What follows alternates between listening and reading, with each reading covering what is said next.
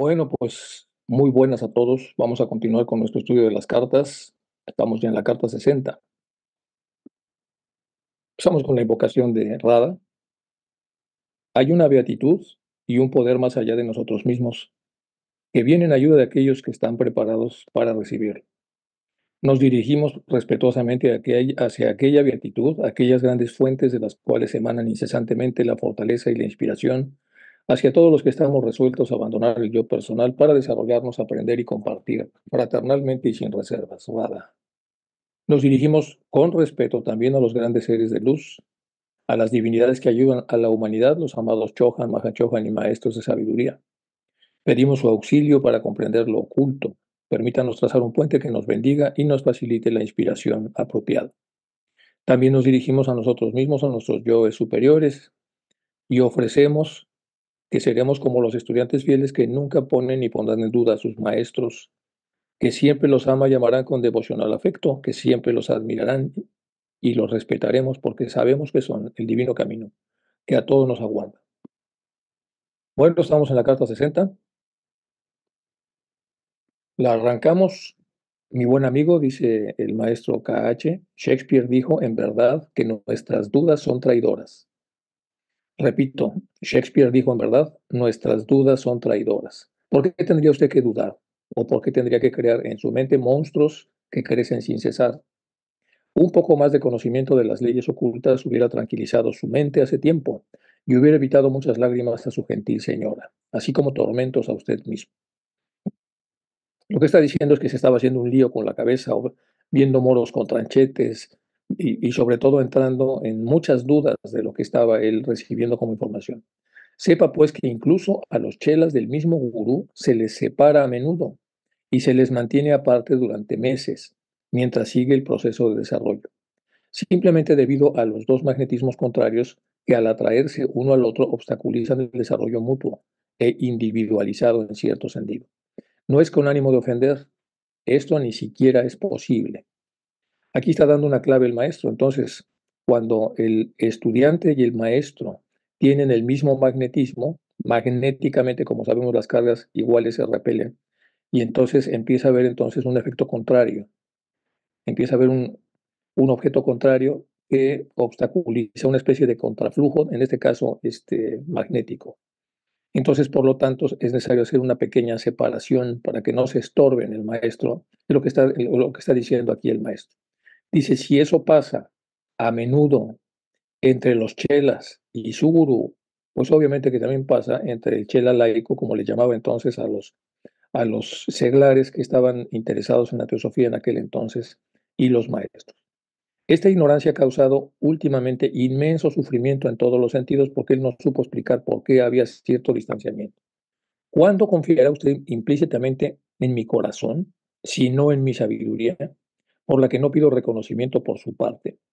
Es en extremo doloroso verle a usted vagando de un lado a otro en un oscuro laberinto creado por sus propias dudas y del que usted va cerrando además cada salida con sus propias manos. Las dudas crean argumentos, los argumentos, una vez que son medianamente confirmados, se convierten en barreras y las barreras empiezan de alguna manera a obstaculizar y a enfriar las relaciones. Confío en que ahora estará usted satisfecho con mi retraso hecho por Herr Schmiden, ya que estaba contento con lo que tenía. No obstante, a su manera, todos son parecidos. Solo que mientras los otros son obra de los chelas, el último fue pintado de la mano de M, sobre la cabeza del artista y a menudo sobre su rostro sería. Le ruego que se quede en la reunión del miércoles si usted siente que no va a dejar el círculo interno. De lo contrario, váyase recordando que mi amistad se lo advirtió a usted.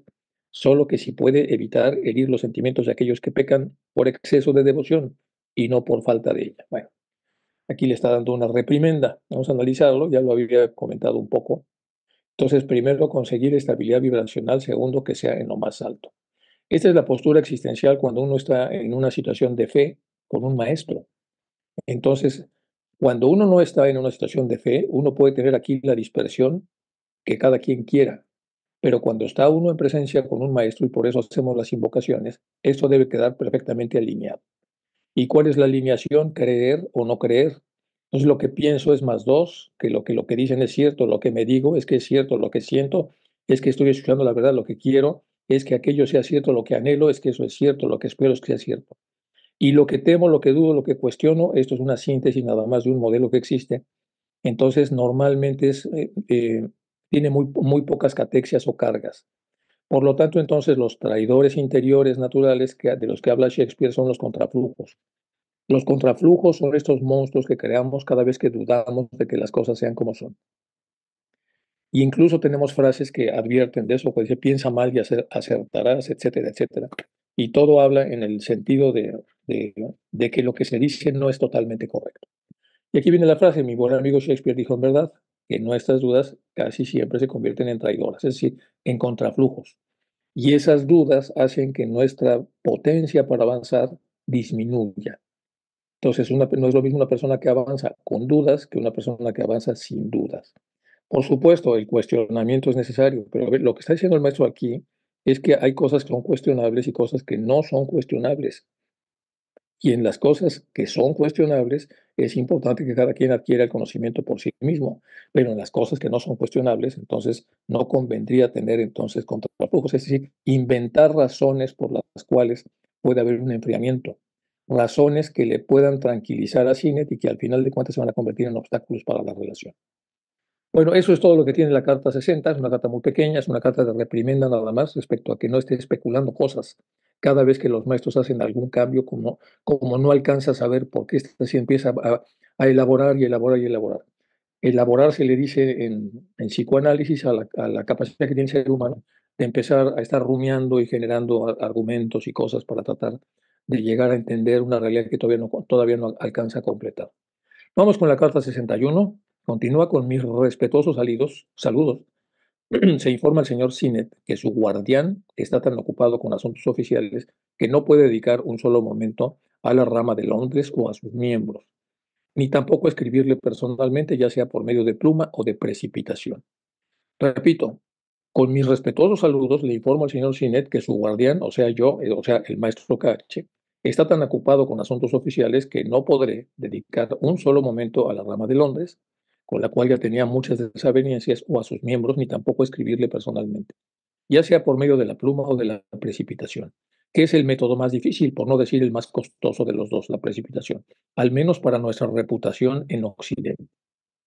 Mohini, el famoso Mohini, no puede quedarse indefinidamente en Londres, ni por más tiempo, pues tiene obligaciones que cumplir en otro lugar, obligaciones hacia su familia, como también hacia la sociedad teosófica. Además de ser un chela, Mohini, y por lo tanto no es un hombre libre, en la corriente acepción de la palabra. Tiene numerosas bocas que alimentar en Calcuta y además tiene que ganar lo suficiente para devolver al amigo las 125 libras que le adelantó para los gastos de su misión actual. Independientemente de lo que KH pueda o no hacer por él, algo con lo que está prohibido contar como cualquier otro Shell. Al mismo tiempo, sepa usted que él necesita temporalmente un cambio de clima, es decir, Mohini. Pasó mucho frío en casa de usted allá en Londres, en aquella habitación de arriba donde no hay chimenea, y KH tuvo que rodearlo con una doble protección contra el frío mortal que lo amenazaba. Es decir, no abrió la boca Mohini, pero estando en casa de Signet hacía un frío tremendo, no había una estufa para calentar y entonces a los hindúes les ataca el frío mucho más que a los europeos. Tenga presente que los indios son como plantas exóticas en su inclemente y frío país, o sea, Inglaterra, y aquellos que lo necesitan tienen que preocuparse por ellos. Si cuando molesté a Olcott el domingo pasado para que le diera a usted esta información, no hice que se la comunicara a usted y añadiera esto, fue porque quise evitar que pensara en él, ya que la mente de usted está predispuesta contra él y se inclina a creer que habla por cuenta propia. Aquí está hablando otra vez de las elaboraciones que hace Sinet y le está diciendo, si cuando molesté a Olcott el domingo pasado para que le diera a usted esta información, no lo hice que se la comunicara a usted y añadiera esto, fue porque quise evitar que usted pensara, mal pensara, o sea, generara lo que ya se le había dicho antes, empezara entonces a tratar de elaborar y generar contraflujos. Bueno, Mohini, en relación a la luz lunar, vamos a hablar un poco de Mohini, que estuvo allí en Londres, que es un chela muy avanzado, y entonces vamos a hablar algunas cosas del Mohini, que estaba allí en Londres, muerto de frío, casi enfermándose, tuvieron que llegar los maestros a cuidarlo y a reanimarlo, porque si no le hubiera dado ahí una pulmonía o algo similar, más o menos es lo que las cartas comentan. Ese es Mohini Mohun Chatterjee. Entonces, en el Bhagavad Gita respecto a la luz lunar, aquí estamos hablando de la relación de Mohini con la luz lunar en el Bhagavad Gita, con respecto a la luz lunar, también se le considera humo, noche, quincena en la que mengua la luna y los 6 meses que el sol está en el sur. Entonces el yogi alcanza solamente la luz lunar para nacer de nuevo entre los mortales. Mohini Chatterley se relaciona más con estados de conciencia. Opina que esta luz lunar, Mohini, significa la existencia de ciertas mansiones de felicidad. Voy a repetir entonces esto. Primero vamos a hablar lo que dice el Bhagavad Gita respecto a la luz lunar. Es una especie de humo o de noche, la quincena en la que mengua la luna y los 6 meses en las que el sol está en el sur. Entonces estamos viendo lo que dice el Bhagavad Gita, los 6 meses de los 12 del año que el sol está en el sur, o los 15 días del mes lunar en donde la luna mengua. Esa es la luz lunar, la parte más oscura. Entonces el yogi alcanza solamente la luz lunar para nacer de nuevo entre los mortales. Eso dice el Bhagavad Gita. Mohini relaciona más con estados de conciencia y opina que esta luz lunar significa la existencia de ciertas mansiones de felicidad. En otras palabras, mansiones, lugares locas especiales en donde permanece el alma en un estado de dicha hasta el momento en el que ha de volver a la tierra. Eso dice Mohini respecto a la interpretación que hacen del Bhagavad Gita. El sentir de Ramanuja hace referencia al Pitriloka o reino de los manes. Mr. Anibesan relaciona dicha luz con el cuerpo lunar o astral, el Linga Sarira. Hasta que es destruido este cuerpo sutil, el alma está sujeta al renacimiento. Bueno, pues aquí tenemos tres formas de entender esta realidad. Primero, la realidad obviamente simbólica, como la plantea el Bhagavad Gita. Después, una interpretación de este simbolismo que hace Mohini, pero lo que quiero que veamos es la profundidad que tiene Mohini a la hora de hacer reflexiones y a la hora de estar desfaciendo en tuertos que hay que utilizar con mucho cuidado para poder entender lo que se enseña desde el punto de vista simbólico. Y aquí abajo algunas cosas más que comenta el maestro. Así, miren, sepa usted que necesita temporalmente un cambio de clima. Pasó mucho frío en su casa, en aquella habitación de arriba donde no hay chimenea. Y KH tuvo que rodearlo con una doble protección contra el frío mortal que lo amenazaba. Tenga presente que los indios son como plantas exóticas en su inclemente frío país. Aquellos que los necesitan tienen que preocuparse por ellos. Bueno, esto ya lo vimos en la clase, en la parte pasada, es simplemente para que veamos la potencialidad que tiene Mohini. Y luego podríamos hacer una interpretación de la interpretación. Como sabemos, semióticamente puede haber un primer nivel de interpretación, pero después puede haber un segundo nivel, que es la interpretación de lo interpretado. Y después un tercer nivel, que es la interpretación de la interpretación de la interpretación.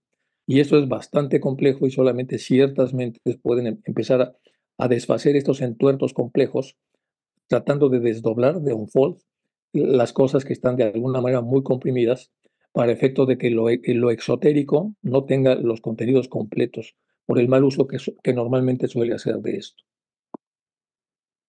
Además, dice, si necesita usted la ayuda de Mohini en Londres, los teósofos de París la necesitan más, puesto que la instrucción oculta de ellos es inferior a la de ustedes. Es decir, hemos ya trabajado mucho con los de Londres y muy poco con los de París, y ellos están entonces en condiciones desiguales y ahora necesitamos darles asistencia a ellos. Se ha planteado que él dividiera su tiempo equitativamente entre los dos centros de actividad espiritual en Europa. Y ahora, si se le está en París, el 11 del presente, también se le permitiría que regrese a Londres, cuando el movimiento en el continente esté definitivamente puesto en marcha entre Londres y París. De cualquier forma, usted tendrá a Olcott la mayor parte del tiempo, pero no tema. Si se le permite a Henry que prolongue su estancia en Londres, él no será causa de preocupación para ustedes dos, presentándose con su extravagante vestimenta asiática de estar por casa, pues no se alojará con ustedes, sino con la señora Arundel, como ya se le ordenó con anterioridad, habiendo sido reiterada la orden por mí, cuando su señora hizo observar que era mejor que él se alojara donde ya estaba, después de que Upásica se fuera, es decir, después de que se fuera Blavatsky. Bueno, un puro líos por todos lados, líos de ubicación de los teósofos de aquella época. Olcott no es peor que muchos otros, y aunque algunas personas no lo reconozcan, hay peores alborotadores que él. No debo cerrar esta sin hacerle saber que la disputa con Kingsford, la justicia, ya no está totalmente de parte de usted. Hubo un problema entre Kingsford y Sinet. Vamos a verlo un poco más adelante. Aunque no esté dispuesto a confesar. Usted demuestra despecho, Shaib. Acuérdense que Shaib es amigo. Despecho personal. Usted demuestra hacia Kingsford despecho. Mi querido amigo Shaib, despecho personal. Usted la derrotó a Kingsford, y ahora quisiera mortificarla y castigarla después de que usted la derrotó. Encima quiere usted entonces hacer leña sobre el árbol caído. Esto no está bien, le dice el maestro.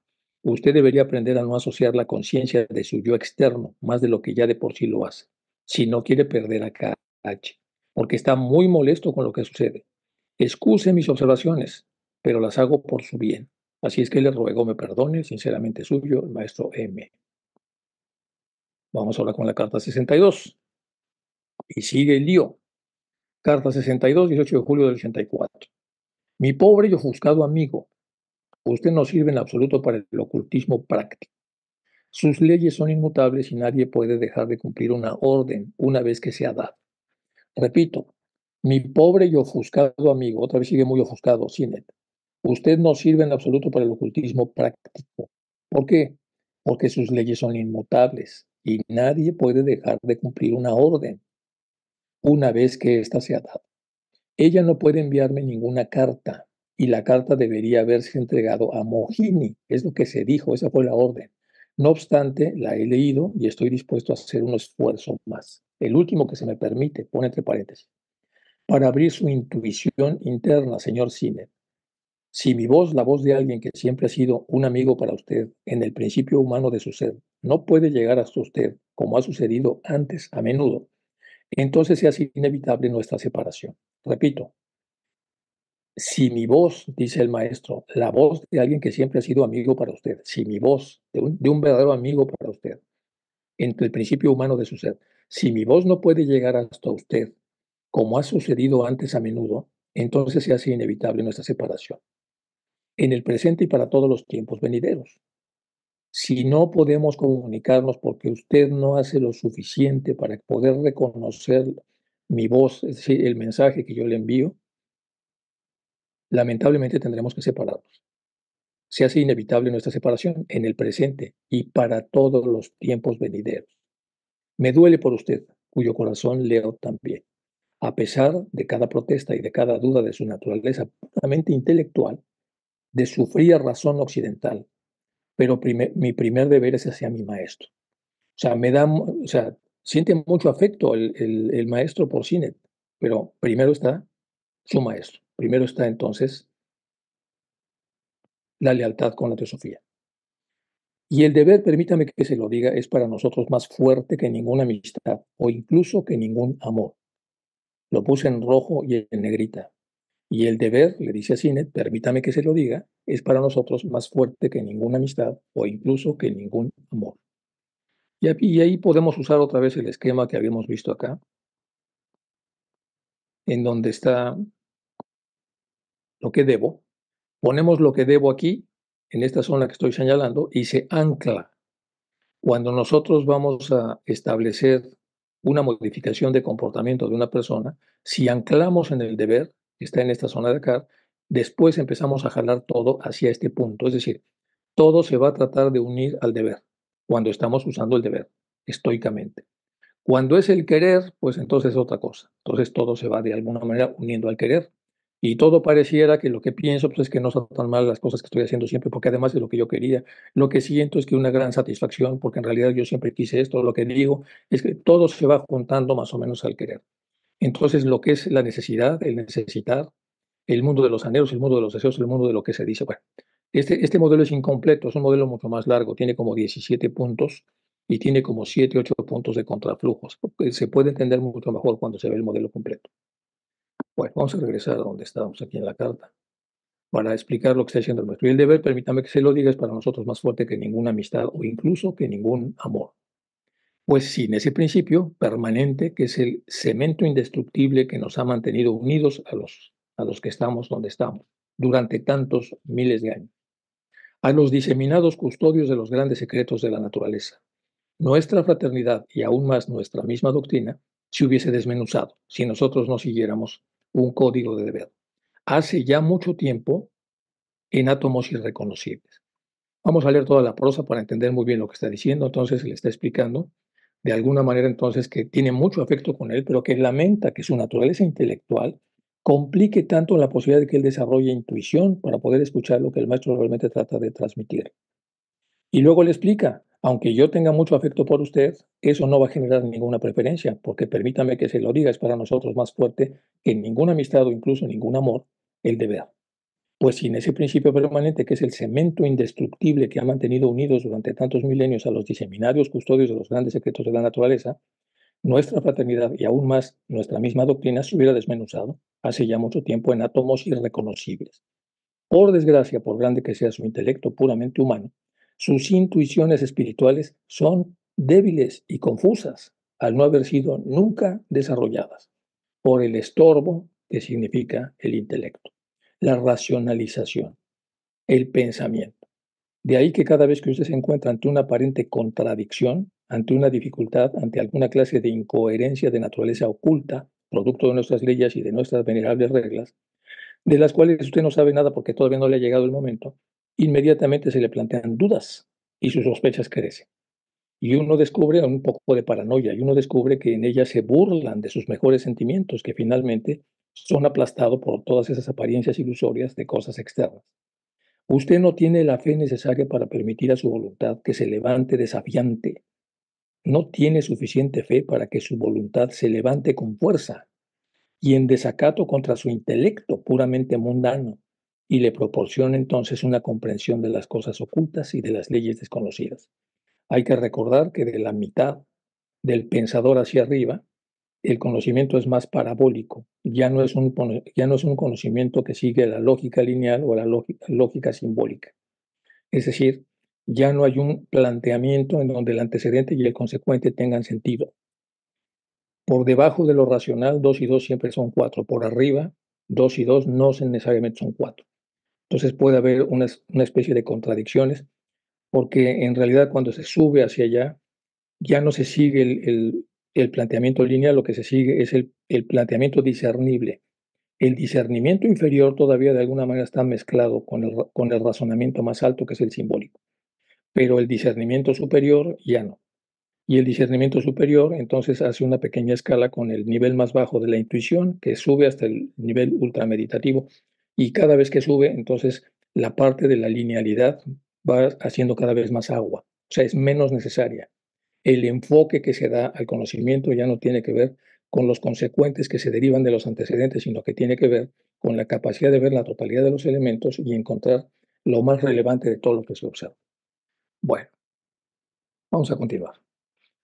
Vamos ahora a hablar entonces del famoso ranking. Aquí el maestro está diciendo que el ranking es el deber. Y aquí tenemos a Rockich, que es este de aquí, del medio. Rockich analizó la estructura de las relaciones entre creencias, los sistemas de valores y actitudes. A veces es mucho más reciente, de los años 70. Es muy famoso. Entonces, él tratando de ver por qué ranqueamos como ranqueamos, porque una persona dice que lo más importante es esto y lo menos importante es esto otro. En el caso de Sinet, lo más importante son que las cosas no tengan contradicciones. Eso es en su ranking lo más importante. Por lo tanto, cada vez que descubre que hay una contradicción, como ese es su ranking, va con fuerza a tratar de destruirla o especular qué es lo que se le oculta. Ese es su ranking. Y el maestro le dice, el ranking de nosotros es el deber. Y lo que usamos nosotros es discernimiento e intuición. Por lo tanto, no nos interesa que las cosas suenen contradictorias, porque no vamos por ahí. Lo que nos interesa es plantear la totalidad de los elementos que hay en la naturaleza y los más ocultos ya no son lineales, los más ocultos son abstractos. Y entonces, a la hora de verlos todos, lo que tenemos que hacer es determinar qué es lo más relevante. El ranking es la relevancia y la relevancia tiene que ver con el deber.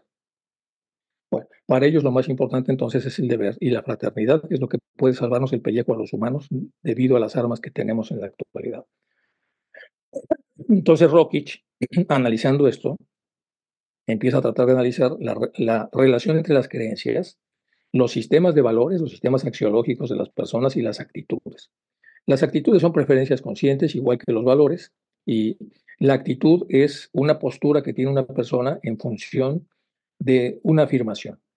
Por ejemplo, todos los teósofos son intelectualmente competentes. Esa es la afirmación. Y alguien puede decir totalmente de acuerdo, neutro, desacuerdo, totalmente en desacuerdo. Esa postura ante esa afirmación es una actitud. Entonces, para averiguar las actitudes, hacemos normalmente propuestas en forma de afirmaciones y la gente se ubica. Los valores son preferencias conscientes. Es decir, Los valores son cosas que, que tienen un valor superior a otros, tienen mucho que ver con el ranking, y las creencias son las cosas que nosotros adquirimos desde la infancia.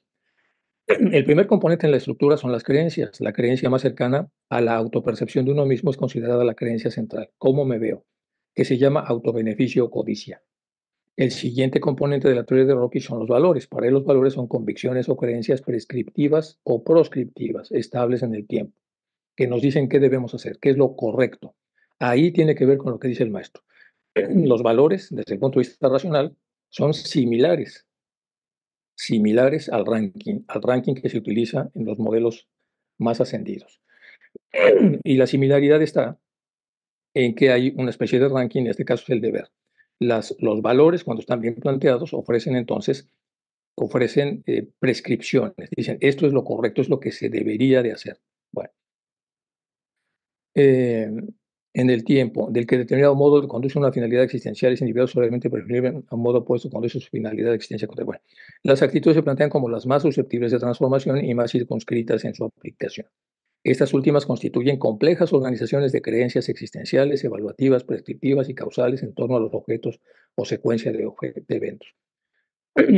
Si quieren ustedes de manera personal o en las logias, lean un poco a Rockich para entender lo que el maestro está haciendo y entenderlo porque este es el modelo más contemporáneo donde a la hora de bucear un poco en los sistemas de valores a caballo entre lo que son las creencias y, y lo que son las actitudes, nos da una idea de cómo se trabaja, por lo menos de la parte intelectual hacia abajo, lo que sería el ranqueo.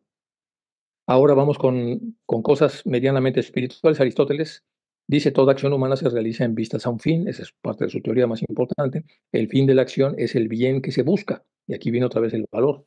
Si toda acción humana se realiza en vistas a un fin, o sea, nadie hace nada que no tenga un fin.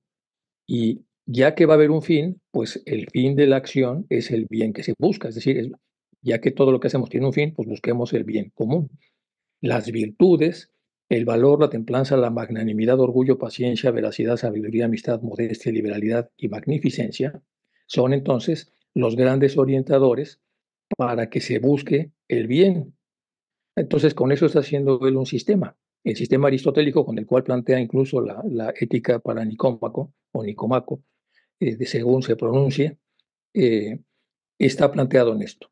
Entonces hay una serie de virtudes que son estas, la magnificencia que sería como la generosidad, la liberalidad, modestia, amistad, sabiduría, veracidad, paciencia, orgullo, magnanimidad, templanza, valor, todas ellas entonces como virtudes son las que se usan para que uno se oriente al bien en el entendido de que uno haga lo que haga, tiene necesariamente una orientación. Eso sí, Aristóteles es un poco más elaborado, pero cuando empezamos a comparar, esto ya es muchísimo más abstracto que lo que dice Rockich, que es como mucho más operacional, que es lo que vemos ahora en lo que hace la ciencia actualmente.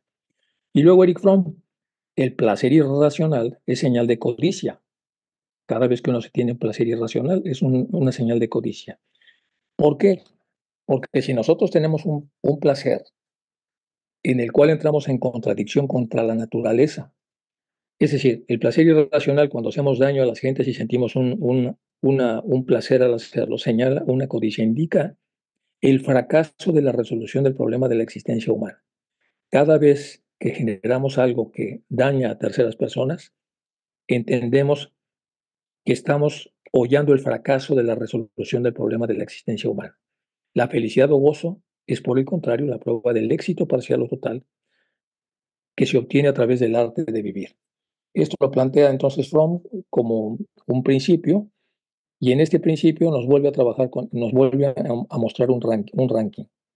El, el ranking es alejarse del fracaso de la resolución del problema de la existencia humana. Por lo tanto, el ranking es acercarse a la resolución del problema de la existencia humana. Y podríamos decir que eso tiene que ver con la felicidad fraterna, el gozo con el gozo de otros. Bueno, eso ya lo trabaja mucho en varias de las obras que tiene. La obra donde se comprime toda su obra es en el psicoanálisis de la sociedad contemporánea, donde está prácticamente toda su obra. Pero obviamente viene Anatomía de la destructividad humana, que es de las últimas obras que publica, El arte de amar, que es muy conocida, Tener o ser, etcétera. Tiene muchos libros donde poco a poco va trabajando estas ideas. Bueno, Entonces, como veremos, el ranking es algo que ocupa mucho la filosofía. Aquí está Eric Fromm, es este que está aquí, de este lado. Rockish es el de la mitad y este pues, es Aristóteles. Bueno, ¿qué rankeamos primero? Y el deber, permítame que se lo diga, es para nosotros más fuerte que ninguna amistad o incluso que ningún amor, dice el maestro Cache. ¿Y quiénes son de los filósofos los que trabajaban con el deber? Bueno, pues el estoicismo es una escuela filosófica fundada por Zenón de Sitio en Atenas a principios del siglo III a.C., una filosofía ética personal basada en el sistema lógico y sus puntos de vista sobre el mundo natural.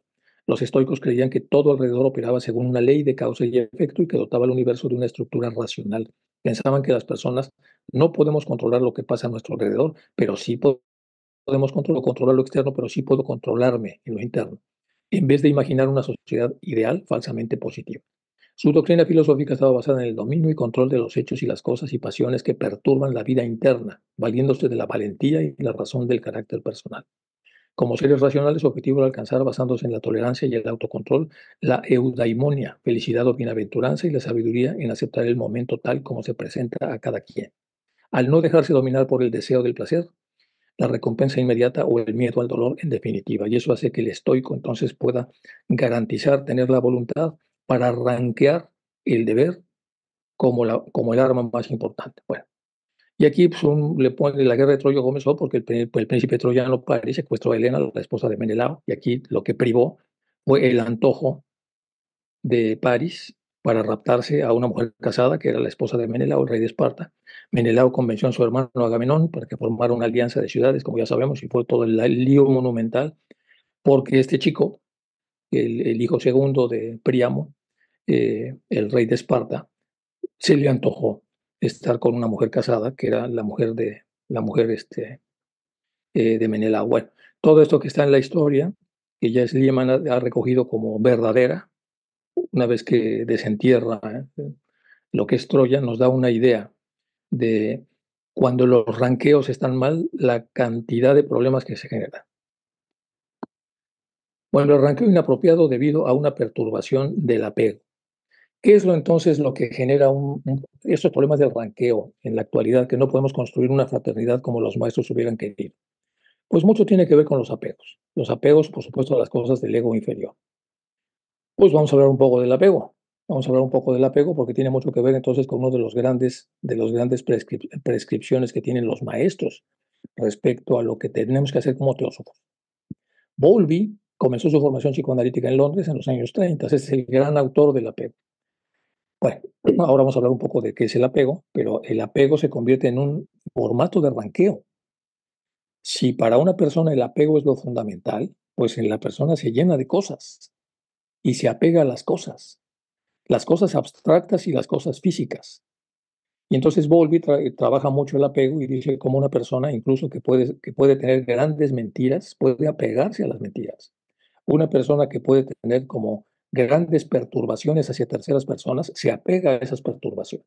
Apegarse es tatuarse o poner como extensiones del cuerpo cosas que no son nuestras.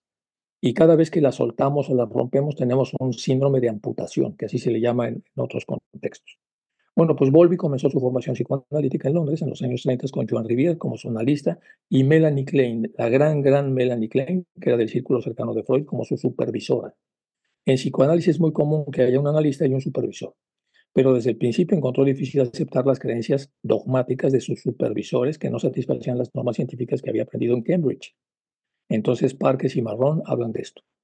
Entre el 41 y 45 en la Asociación Psicoanalítica Británica se desarrollaron grandes polémicas referentes a cuestiones de la teoría y la técnica. Como resultado de estas discusiones se dividió la asociación en tres grupos. Es decir, una vez que muere Freud, se divide en tres los grupos, por lo menos en Inglaterra.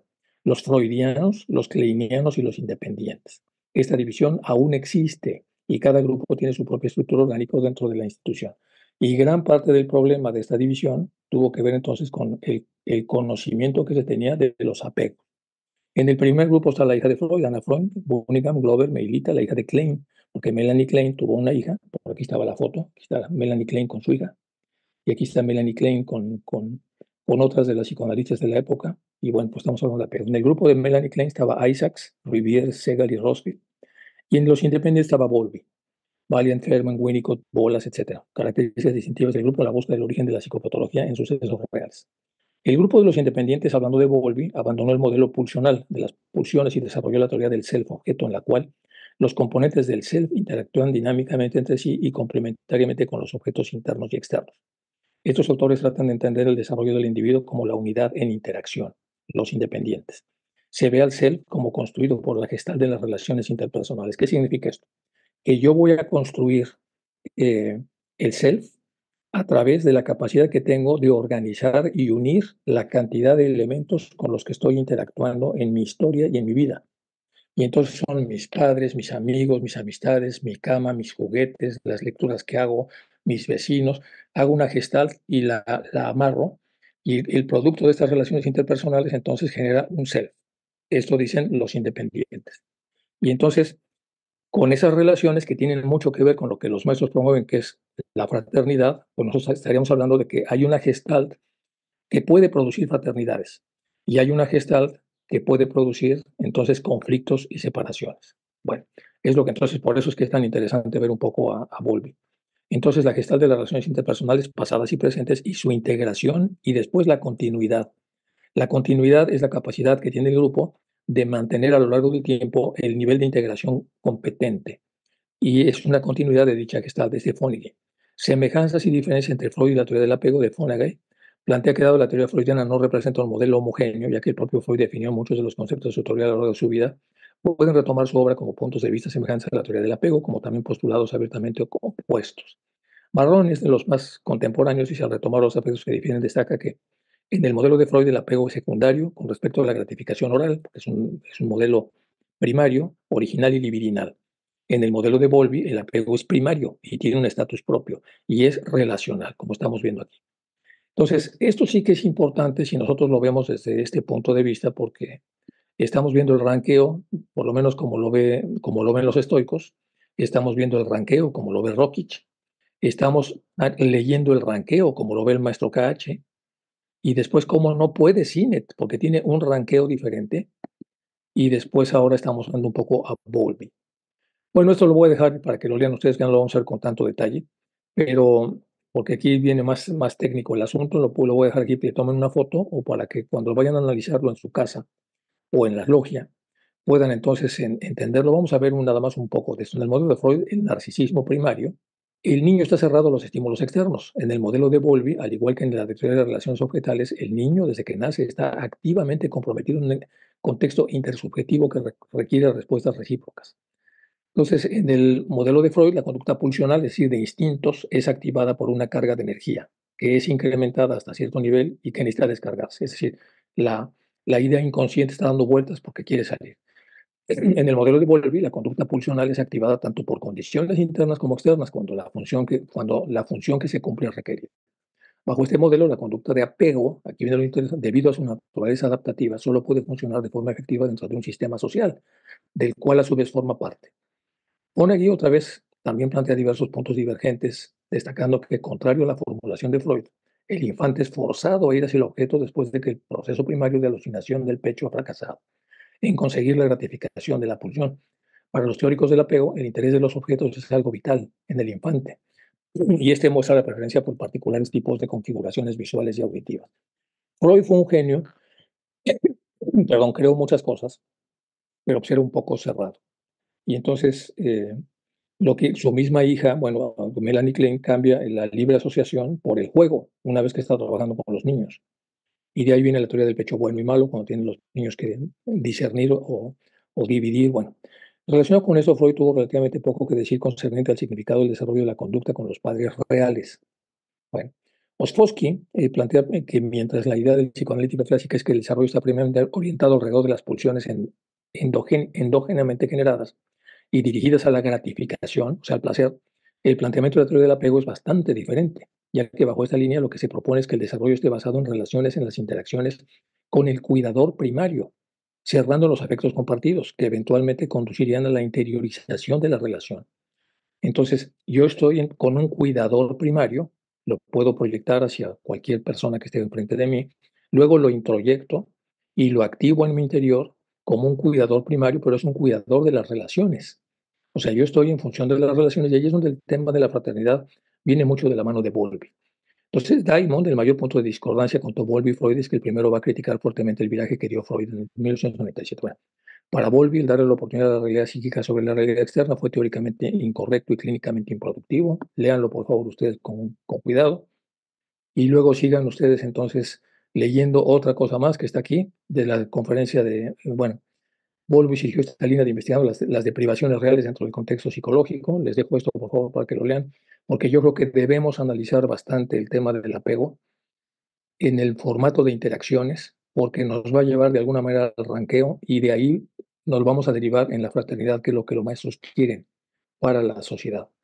Entonces, aquí van ustedes a encontrar que tiene mucho que ver lo que todos los bowlbianos y los post-bowlbianos plantean.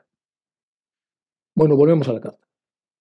Veo que usted, dice el maestro, es incapaz de obligar a sus mejores aspiraciones, alimentadas en la corriente de una verdadera devoción al Maya, que usted ha forjado de mí, un sentimiento en usted que siempre me ha conmovido profundamente, dice el maestro. Veo que es usted incapaz de obligar a sus mejores aspiraciones. Usted no puede obligar a sus mejores aspiraciones, alimentadas en la corriente de una verdadera devoción al Maya que usted ha forjado de mí, a la ilusión que usted ha forjado de mí, un sentimiento en usted hacia mí que siempre me ha conmovido, dice el maestro. A levantar la cabeza ante la fría razón que es tan poderosa en usted, espiritualmente ciega. Vean cómo habla el maestro. A levantar la cabeza ante una fría razón que es espiritualmente ciega. La razón fría espiritualmente ciega. A permitir que su corazón proclame en voz alta aquello que hasta ahora solo se le ha permitido susurrar. Paciencia, paciencia. Entonces, usted tiene un sentimiento devocional hacia mí que siempre me ha conmovido, pero su razón fría es tan poderosa que normalmente esa razón con ese calibre produce una ceguera espiritual. Bueno, un gran proyecto no se ha conseguido nunca de inmediato, dice el maestro. Sin embargo, se le dijo a usted, que el sendero hacia las ciencias ocultas ha de ser hollado con laboriosidad y ha de ser cruzado arriesgando la vida. Repito, sin embargo, se le dijo a usted que el sendero hacia las ciencias ocultas ha de ser hollado con laboriosidad y ha de ser cruzado arriesgando incluso la vida. Que cada nuevo paso que conduce a la meta final en ese sendero está rodeado de precipicios y de crueles espinas, que el peregrino que se aventura en él debe primero enfrentarse y vencer las 1001 furias que vigilan las inquebrantables puertas y sus entradas. Furias llamadas duda, escepticismo, desprecio, ridículo, envidia y finalmente tentación. Especialmente la última, y que aquel que quiera ver más allá debe destruir primero este muro viviente, que debe estar en posesión de un corazón y un alma revestidos de acero y de una determinación férrea que nunca se rinda, y que sin embargo, y aquí viene la contradicción, es una determinación férrea que nunca se rinda, pero que simultáneamente sea sufrida y tierna, humilde, y que haya ahuyentado de su corazón toda pasión humana que le conduzca al mal. ¿Es usted todo eso? Pues no. ¿Ha comenzado alguna vez un curso de entrenamiento que pueda conducirle a ello? Aquí el maestro nos da, es algo muy bonito, nos da en un párrafo todo lo que significa entonces el sendero que lleva hacia las ciencias ocultas, que debe ser hollado con mucho trabajo, laboriosidad, y ha de ser cruzado a riesgo incluso de la propia vida. Y dice, cada nuevo paso conduce a la meta final en este sendero, pero ese paso que se da está rodeado de precipicios y de crueles espinas, por eso es que la vida está en juego. Y el peregrino que se aventura en él debe primero enfrentarse y vencer las 1001 furias que vigilan sus inquebrantables puertas y entradas. Y aquí pone los nombres de las furias y luego pone la primera contradicción. Entonces debe tener un corazón y un alma revestidos de acero, una determinación férrea a no moverse de ahí, que nunca se rinda, y simultáneamente que sea sufrida, tierna y humilde, y que pueda haber conseguido ayuntar su corazón toda pasión humana que conduzca al mal. ¿Es usted todo eso? Bueno, no. Usted lo sabe también como yo. Usted no ha nacido para esto, por lo menos no en esta encarnación, ni está en posición de encajar de modo alguno con la vida de una zeta, ni siquiera con la de un mojini. Usted es un padre de familia con una esposa e hijo por los que preocuparse, con un trabajo que realizar. Entonces, ¿por qué ha de quejarse usted de que no se le dan poderes? Todo el tiempo quiere usted poderes. de que empiecen a fallarle incluso las pruebas de nuestros propios poderes. ¿Por qué? ¿Por qué esa insistencia? Si no se da usted cuenta que para tenerlos hay que hollar un sendero muy complicado. Vamos a analizar esto. El sendero de las ciencias ocultas ha de ser hollado con laboriosidad, de ser cruzado con todo esto. Bueno, entonces tenemos acá. El aspirante debe enfrentar una serie de furias. ¿Qué son las furias? Aquí en rojo. Las furias son personificaciones femeninas de la venganza, por lo menos en la mitología griega y romana. También se les llamaba euménides, antífrasis, palabras que se usan para no pronunciar el nombre verdadero de las cosas. Estas diosas, si se le pronunciaban su verdadero nombre, entraban en furia y hacían barbaridades. Entonces, normalmente se les refiere a ellas desde la antigüedad con otros nombres. En estos nombres, la gente entendía que esos nombres era una renominación de estas diosas, pero se renominaban para no despertarlas. Entonces se utilizaba para evitar la ira cuando se pronunciaba su verdadero nombre. En Atenas también se utilizaban eufemísticamente las perfiriasis, venerables diosas, asimismo se les aplicaba las paradaxías, ejecutoras de las leyes. En la mitología romana se les conoce como furias, es de las que está hablando el maestro, supongo. ¿Y cuáles son? Aquí están Alecto, la implacable que castiga los delitos morales. Esa es una de las furias. Hay delitos morales y entra con todo a castigarla. Megera, que castiga los delitos de infidelidad. Trisífone, la vengadora del asesinato, que castiga los delitos de sangre. Esas son las tres grandes furias. Entonces el maestro asocia las furias y dice, ya de ser cruzadores, dando la vida en cada nuevo paso, conduce a la final de ese sendero, está rodeado de principios, bueno, y espinas. El aspirante también deberá enfrentar un muro difícilmente franqueable, que es este. Aquel que quiera ver más allá debe destruir primero este muro viviente, hacer un hoyo. Y luego hacia abajo debe estar en posesión de un corazón y un alma revestidos de acero y una determinación férrea que nunca se rinda y que sin embargo sea sufrida, tierna y humilde. Y que haya ahuyentado su corazón toda pasión humana que conduzca al mal. Y aquí está Clitemnestra eh, tratando de despertar a las diosas, tratando de despertar a las Irinas mientras Apolo está socorriendo a uno de sus hijos. Bueno, es una pintura de Louvre, hablando otra vez de que hay muchas referencias a las famosas furias. Bueno, este es un esquema como para darle un poco de aire a lo que el maestro estaba comprimiendo ahí en relación a lo que eran las furias.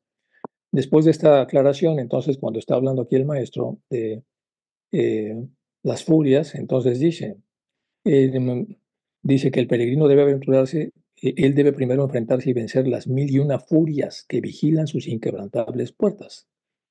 Y sus entradas furias, que se llaman duda, escepticismo, desprecio, y está refiriendo seguramente, pues obviamente a estas diosas que castigan fuerte el que los seres humanos no lleven una vida moralmente aceptable. Bueno, continuamos con la carta.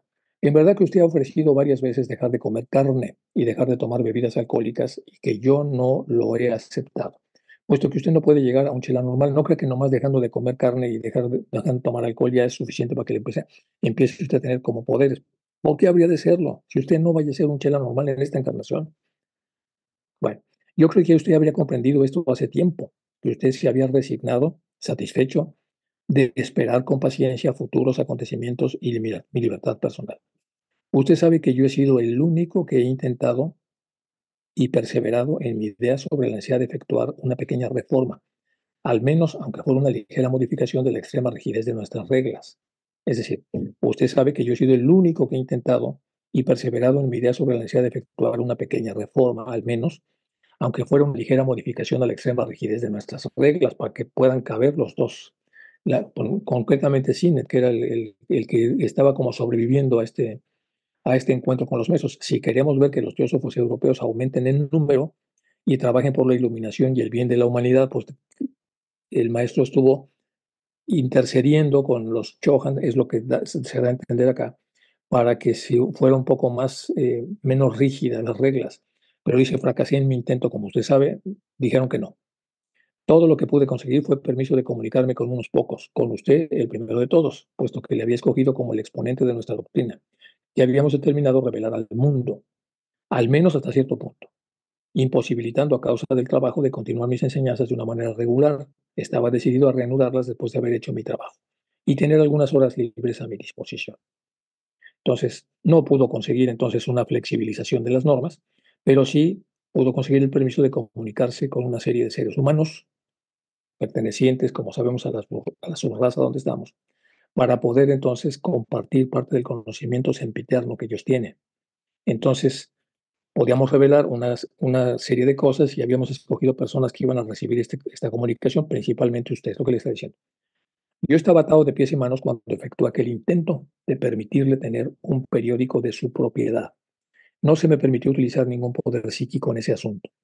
Aquí el maestro está confesando, entonces, yo estaba atado de pies y manos cuando efectué el intento de permitirle tener un periódico de su propiedad, porque sabemos que él era el editor del Pioneer, pero no era el dueño del Pioneer y después tuvo problemas con el periódico. Sin embargo, no le permitieron que él tuviera su propio periódico. Bueno, no le permitieron interceder, es decir, intervenir para que esto pasara. Usted ya conoce los resultados. Sin embargo, hubiera logrado el éxito incluso con los pocos medios a mi disposición si no hubiera sido por la conmoción producida por el proyecto de la ley Hilbert. Entonces, por desgracia, iban apareciendo cosas como la ley Hilbert y eso entonces produjo una conmoción y eso complicó todo. ¿Ha dedicado usted alguna vez un pensamiento o ha sospechado siquiera la verdadera razón de mi fracaso?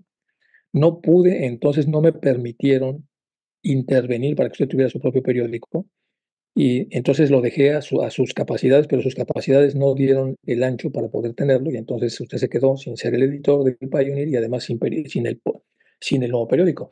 Y todo se complicó más con la famosa ley Hilbert. Bueno, no porque usted no conoce nada de los pormenores del trabajo del karma, de los golpes por sorpresa. Y aquí viene la razón por lo que el maestro estuvo impedido para ayudarlo. Ojo, no, usted no conoce nada de los pormenores del trabajo del karma, de los golpes por sorpresa de esta terrible ley. Pero usted sabe, y aquí viene la causa, que hubo un momento que el karma registró en el que usted sintió el más profundo desprecio por todos nosotros, los de las razas de color, y que había considerado a los hindúes como una raza inferior. Y eso lo leyó el karma, y estuvo, entonces eso contó para que no hubiera podido tener la ayuda necesaria para tener su periódico, es lo que yo estoy aquí deduciendo. Y como no hubo esa ayuda, pues también hubo un problema para la difusión de la teosofía. No diré más, dice el maestro. Establece la ley famosa, esta ley de Hilbert, que nadie te dirá lo que tienes que hacer ni cómo hacerlo a la perfección, sino que tú debes aprender a hacerlo. En lo legal establece plazos estrictos y demandas incesantes. Esta ley Hilbert, y dice aquí que produjo una conmoción, ahorita vamos a ver por qué. Eh, Vamos primero que Hilbert tiene muchas, pues fue un teórico muy importante del siglo XIX. Entonces, él hablaba de 6 clases sociales. Y aquí viene un ejemplo de las clases. La clase capitalista define la clase capitalista Hilbert como las que tienen unos ingresos individuales anuales de al menos $750,000 de aquel entonces, principalmente provenientes de activos inmobiliarios o mobiliarios, aunque la clase capitalista es una clase muy pequeña de capitalistas súper ricos en la parte superior de la jerarquía, un impacto en la economía y en la sociedad va más allá de sus números.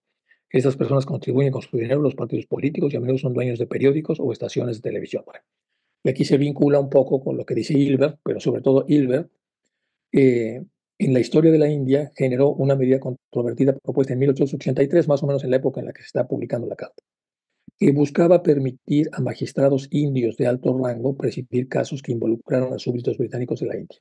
Esta ley que proponía, la famosa que está diciendo aquí el maestro, aquí está comentando que la ley Hilbert, dice, se produjo una conmoción y un lío monumental, con lo cual ya no se pudo dar seguimiento a lo que le estaba pasando a Cine. Entonces, el proyecto de ley, gravemente debilitado por el compromiso, fue promulgado por el Consejo Legislativo Indio el 25 de enero del 84. La amarga controversia en torno a la medida profundizó el antagonismo entre británicos e indios, porque muchos británicos no querían que los jueces indios tuvieran la posibilidad de juzgarlos, porque antes de este principio de la ley Hilbert o de la propuesta Hilbert, solamente podían ser juzgados por jueces británicos. Entonces, eso generó una conmoción, como dice el maestro, y eso complicó parte de lo que estaban haciendo por CINET, porque fue una enorme conmoción, o sea, se produjo ahí un lío monumental y se incrementó la animadversión entre los indios y los británicos. La amarga controversia en torno a la medida profundizó el antagonismo entre británicos e indios y fue un preludio de la formación del Congreso Nacional Indio el año siguiente. Fue un lío monumental. En 1863 los súbditos británicos habían sido exentos de ser juzgados por magistrados indios y en casos relacionados con muerte o transporte solo podían ser juzgados por un tribunal superior. Pero en el 83 el virrey Lord Ripon propuso que los súbditos británicos estuvieran sujetos a los tribunales de sesión, sobre los cuales los indios tenían ahora suficiente rango en la administración pública para presidir. Esta propuesta plasmada en el proyecto de ley Hilbert provocó furiosas protestas, especialmente de la comunidad empresarial europea de Calcuta y los plantadores de añil de Bengala. y hubo una simpatía encubierta por parte de muchos funcionarios, sobre todo indios. Se negó un compromiso por el cual un súbdito británico podría reclamar un jurado, la mitad de la cual serían europeos.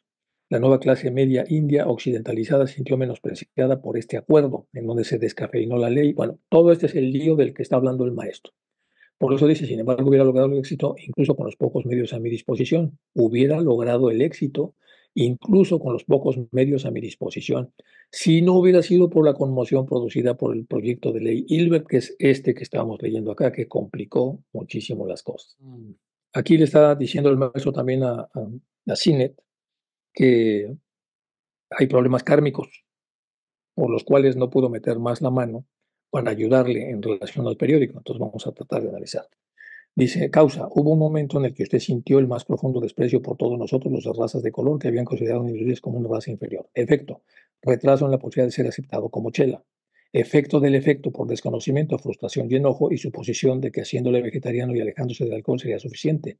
Y luego efecto del efecto por desconocimiento, su principal motivo de queja causado por su perplejidad. Dice usted que es angustioso, que se le deje a uno en la sombra, eso dijo. Se siente profundamente herido ante lo que usted decide llamar una evidente y creciente hostilidad por parte de los maestros hacia él y un cambio de tono por parte del maestro M. Y así sucesivamente, ese cambio de tono está presagiando entonces algo, etcétera. Bueno, este es el modelo de lo que le pasó a él. No, porque usted no conoce nada de los pormenores del trabajo del karma, de los golpes de sorpresa de esta terrible ley. Bueno, y ahora vamos a ver, dice, el sufrimiento llega y no sabes cómo pasó, la mente se asusta y sufre mucho. Al conocer el karma, la causa de ese sufrimiento, la mente tiene una paz increíble. Esto es del Lama Zopa Rinpoche. Dice, el sufrimiento llega, que a todos nos va a llegar, y no sabes ni cómo pasó. La mente se asusta y sufre. Al conocer el karma, la causa de ese sufrimiento, la mente tiene una paz increíble porque sabe que hay una razón. Debéis entender que el karma negativo se puede purificar, que las acciones realizadas en el pasado se pueden purificar. Si aprendes del budismo y tienes sabiduría para saber lo que está bien y lo que está mal, la ciencia interna, se volverá cada vez más claro al comprobar. Es diferente de otras religiones. Cuanta más sabiduría tengas, nadie podrá engañarte y habrá una dirección de vida que debes seguir. Eso es cuando conoces y asumes la ley del karma, que es lo que aquí el maestro le está reclamando a Sinet, que ni siquiera lo vio, ni siquiera vio venir que eso podía tener un efecto. No, porque usted no conoce nada de los pormenores del trabajo del karma, dice el maestro, de los golpes por sorpresa de esta terrible ley, pero usted sabe que hubo un momento que usted sintió el más profundo. Bueno, si tiene usted alguna intuición relacionada a la causa y el efecto, y es posible que se dé cuenta de dónde proviene el fracaso. Si tiene usted alguna intuición relacionada la causa y el efecto de eso que le estoy diciendo, y es posible que se dé cuenta de dónde provino el fracaso. Bueno, con eso estamos viendo entonces cómo un descuido enorme de CINET generó problemas para que fuese ayudado para tener un nuevo periódico cuando estaba ya, era inminente que ya no iba a estar en el Pioneer, el mejor precursor y el occidental y el británico de la teosofía. Y eso fue por el error que cometió, porque no sabía que solo por esta postura existencial interna ya estaba haciendo caro. Bueno, es el Lama Zopa Rinpoche. Dice, todo, cada problema debe ser algo que hiciste mal en el pasado. Todo problema se debe a algo que hiciste mal en el pasado. Todo. Dañarse a otros en el pasado, así que es el resultado de eso. Cualquier cosa que experimentes en esta vida, cualquier problema de otros seres sencientes, todo es el resultado de cómo trataste a los seres sencientes en el pasado. Todo es el resultado de eso. Dañasteis a los seres conscientes. No practicaste el buen corazón, les hiciste daño. No practicaste el buen corazón para liberarlos del sufrimiento y causarles felicidad. No practicaste eso y en cambio dañaste a otros en el pasado. Entonces, cualquier problema que experimentarás en la vida, todo proviene de tu propio karma negativo, el daño que se hizo en el pasado a otros seres sencientes, que vino de tu propia mente. Así que toda felicidad que experimentas en esta vida y todo el sentimiento que experimentas en esta vida, todo proviene de la propia mente. ¿Ves? Pensamos, oh, otros me hicieron daño, me destruyeron, oh, vino de otros. ¿No es eso demasiado? Está demasiado mal porque nunca piensas o no conoces la reencarnación y el karma, o incluso si los conoces intelectualmente. Así que cuando surgen problemas, oh, vienen de afuera, oh, tengo que matar y aplastar a otro, oh, el sufrimiento vino de otros. No piensas en vidas pasadas, no piensas en tu karma negativo, que proviene de tu karma negativo. No piensas en el karma, no conoces el karma, no piensas en el karma. Y aquí está hablando de lo mismo que dice Blavatsky. Es importantísimo entonces poder integrar a nuestro mindset, tiene que estar integrado de karma y reencarnación. Lo mismo que está diciendo la Maso para importante. Bueno, continuamos con la carta, creo que ya me pasé un poco de tiempo, entonces vamos a dejarlo hasta acá. si tiene alguna intuición relacionada a la causa y el efecto, y es posible que se dé cuenta de dónde viene el fracaso, lo que dice aquí. Y aquí viene la Kingsford. De la Kingsford vamos a hablar bastante. Aquí está la famosa Kingsford, es toda una mujer. Hubo un problema con Sinet y Kingsford, que se lo está reclamando el maestro. Esta Kingsford escribió este libro que se llama The Perfect Way, The Finding of Christ. Dice el propósito de ese libro, viene un poco la síntesis, y aquí viene otro poquito de la síntesis de este libro.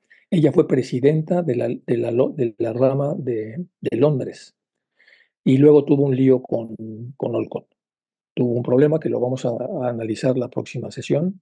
Es la primera mujer médico graduada en Inglaterra, es una mujer pues, famosa e importante. Y aquí viene pues más de Kingsford, y aquí viene el lío que se pronunció en 1883, lo vamos a ver con más calma en la próxima sesión.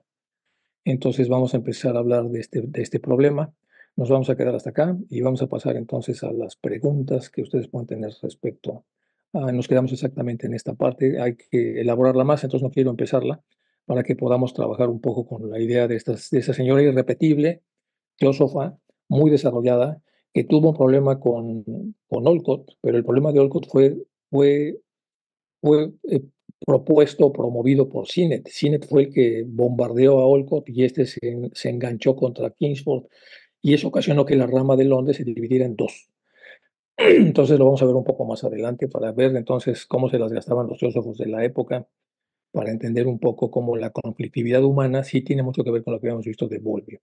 Preguntas, chicos, comentarios, adiciones a todo lo que ya vimos para que lo podamos. No, no, no, dos cositas, es más que todo como historia, ¿no? Ugini, él fue el que, eso ya lo habíamos visto en otra carta, fragmentos de Sí, una historia olvidada, ¿no? Pero realmente él fracasó como chela y renunció a la Sociedad Teosófica en 1887. Ahora, lo que dice ahí el maestro tiene toda la razón, lo del karma, y tú también lo dijiste, pero ocurre que el fracaso no se debió tanto, en parte sí, a la ley que salió, pero es porque cuando el maestro pidió ayuda a los teósofos, sobre todo los hindúes, que tenían dinero para que Cine tuviera su propio periódico, ellos se negaron, pero no tanto por la ley ese, sino por el desprecio que Cine, que ellos sabían, sentía por los hindúes. Entonces fue como una especie de karma instantáneo, ¿no? sí, sí, sí. Que ocurrió en él. Y entonces, pues uno se tiene que fijar muy bien a quién critica, a quién le lanza pedraditas y cosas así, porque nunca se sabe que el karma, cómo funciona, no lo sabemos en realidad. Sí, gracias, Ángela. Yo también pensé que había como tres vías. El maestro estaba pues casi desesperado para que pudiera tener su periódico porque era inminente que iba a salir de Pioneer. Y entonces una manera es que él lo ayudara psíquicamente, pero se lo prohibieron, es lo que está diciendo la carta. La otra opción es que utilizara todos los medios posibles para encontrar donadores o rutas, pero la ley esta de Hilbert generó un problema y no se pudo. Y la tercera vía era que los hindúes con dinero pudieran pagarlo, pero eso estaba complicado por el karma, por eso se lo pone así. Entonces quedaron frustrados él y quedó sin el periódico, pues otra vez por los fallos humanos, pero sobre todo, insiste el maestro, por no conocer la ley del karma y suponer que no existe y sí existe. Y como sí existe, pues trabaja. Y entonces el no conocerla hace que vayamos un poco a ciegas, pensando que podemos hacer cosas que no tienen consecuencias y se nos olvida que sí tienen consecuencias y que luego llegan cuando menos lo necesitamos, cuando más estorban las consecuencias. Y eso le salpicó a la teosofía indirectamente. De alguna manera le afectó también a la teosofía. Entonces, esto es interesante. A veces hay que reconstruir esto de las cartas, es un poco más complicado el formato de reconstrucción que hay que hacer, porque no sabemos qué es lo que le estaban pidiendo, más o menos se esboza por ahí, pero sí es una lección de karma, es una lección de cómo hay que comportarse en relación a estos temas. Ojalá ustedes a título personal lean a Bowlby, porque al final tenemos que hablar un poco más de cómo se construye un núcleo de fraternidad, porque suena eso muy sencillo, pero no es nada sencillo. construir un núcleo de fraternidad implica un cambio de mentalidad muy complejo. Y sí hay mecánica, hay técnicas para poder hacerlo, pero no se practican. Más bien estamos en una ciudad que practica lo contrario, practica más la competencia y la separación. Y eso se puede ver con más detalle pues, en psicología profunda, en psicoanálisis. Por lo menos se puede tratar, tentar un poco. Yo les dejé ahí 2 o 3 slides para que las revisen y puedan entonces a partir de ellas sacar más conclusiones. Que sí, está muy bien.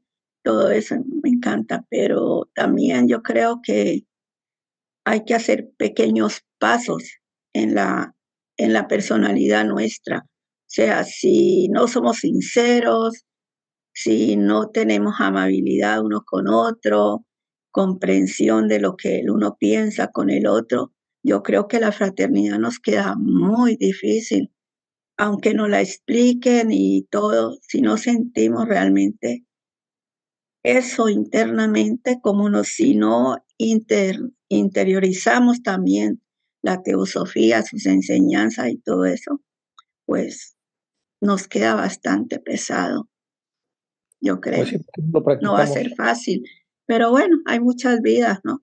Por delante, así que no lo tomémoslo practicamos. con calma, con paciencia, como dice el maestro, ¿no? Le dice así, Sí, paciencia. sí, Y como no Cire lo también yo practicamos, creo que se decía eso al final. sí, no lo practicamos en la filosofía existencial, está la experiencia secundaria, la experiencia primaria y la vivencia. Dice, tú vas en el coche que se accidentó y alguien se murió, es una vivencia, tú ibas en ese coche. Tú vas en el coche de atrás que vio eso, es una experiencia primaria. A ti te lo platicaron en un café y lo que sea, es una experiencia secundaria. El aprendizaje más fuerte es el de la vivencia. El reto es cómo asumir un aprendizaje sin necesidad de estar en el coche y que puedas integrar el que debes conducir y cómo debes conducir por los problemas que pueden orientarse, o sea, cómo acercar la vivencia sin necesidad de tenerla. Y sí hay herramientas para hacer ese tipo de cosas. Lo que pasa es que no las practicamos o las practicamos no lo suficientemente bien. Entonces, por eso habría que de repente analizar con más detalle estos temas, porque podemos hacer cosas prácticas que puedan realmente movernos. Porque también el mismo Lama Zopa en sus conferencias era muy divertido, porque decía el Lama Zopa ya murió hace 2 años, ya desencarnó, y era un hombre súper desarrollado. Y yo tuve la dicha de que le pedí que fuera mi instructor y me aceptó y me mandó un par de libros y me mandó algunas cosas. Lamentablemente no seguí el lineamiento que me dio, pero el hombre era muy, muy peculiar. Luego fue a España y fui también a la conferencia que dio. Y entonces él decía, a ver, ya entendieron el karma, ya entendieron esto, ya entendieron la trascendencia. Dice, ahora el problema es cuándo van a empezar a hacerlo. Bueno, empieza a gritar, bueno. Dice, si más conocimiento ya no se necesita, es suficiente. Ahora lo que hay que hacer es ponerlo en práctica. Si tienen ustedes 20 lecciones de cómo cocinar algo y quieren otras 20 lecciones más, dicen, no, ya tienen 20 lecciones. Ahora el problema es cuándo. ¿Cuándo van ustedes a empezar a cocinar? Cuando tengan 500 lecciones va a ser un lío en su cabeza. Se necesita un número limitado de lecciones y empezar a practicar. Empezar a practicar. Y eso es lo que nos falta. Tenemos que empezar a practicar.